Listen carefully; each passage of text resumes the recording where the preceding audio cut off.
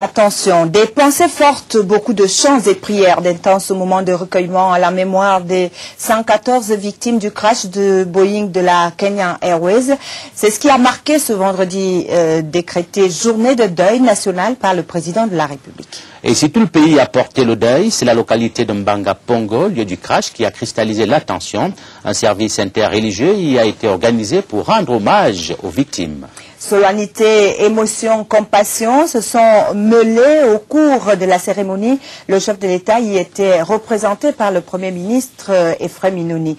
Nous retrouverons plus tard Bernard Alphonse Liboc pour les détails sur la participation du chef du gouvernement. Et il faut dire que Mbanga Pongo était au cœur du deuil et de l'hommage officiel de la nation aux victimes. Plus de 15 000 personnes s'y sont donné rendez-vous pour partager la douleur des familles ainsi affectées. On l'a vu, à défaut des corps, les photos des 114 victimes ont été exposées à côté des 24 drapeaux des pays dont ils sont issus. Voici un autre regard sur ce service œcuménique, un regard de Gisèle Neminga. Certifié Douala. C'est une foule immense qui a déferlé ce jour en Mbanga Pongo, dans l'arrondissement de Douala 3e, pour rendre un hommage mérité aux 114 victimes du crash du Boeing 767 de la Kenya Airways. À la place des cérémonies, selon certains amoureux des chiffres, un peu plus de 15 000 personnes étaient présentes. L'état de la route, les marécages et même la perspective de la marche à pied n'ont pas été assez convaincants pour décourager ceux qui sont venus prendre part à la cérémonie. À 11h30, le Premier ministre Chief Inoni Ephraim arrive à Mbanga Pongo, s'incline devant les photos et noms des disparus, exposés à la curiosité des participants. L'hommage officiel de la nation aux 114 victimes du crash du Boeing 767 de la Kenya Airways peut alors commencer. La chorale de la Presbyterian Church donne le coup d'envoi, suivi quelques minutes plus tard par le porte-parole de cette communauté religieuse.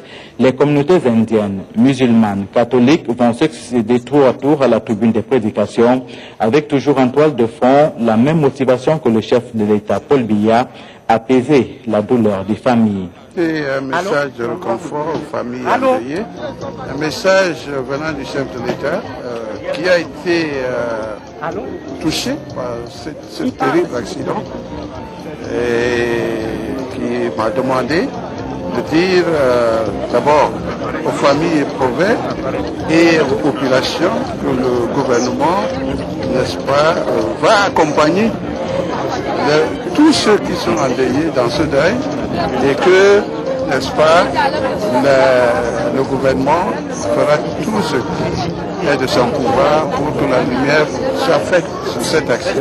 Et pour une fois, Douala, pourtant réputé pour son caractère fondeur, s'est uni comme un seul homme pour rendre un hommage bien mérité aux malheureux disparus. Nous avons perdu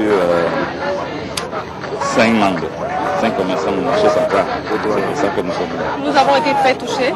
C'est pour ça que nous avons participé massivement. Vous voyez mes collègues autour de moi. C'est notre façon à nous de participer à la manifestation. On n'a pas eu besoin d'un service d'ordre particulier pour contenir les milliers de populations. La solennité et la gravité de ces instants de célébration à elles seules ont su réveiller en chacun des participants cette compassion nécessaire aux familles pour commencer à faire le deuil.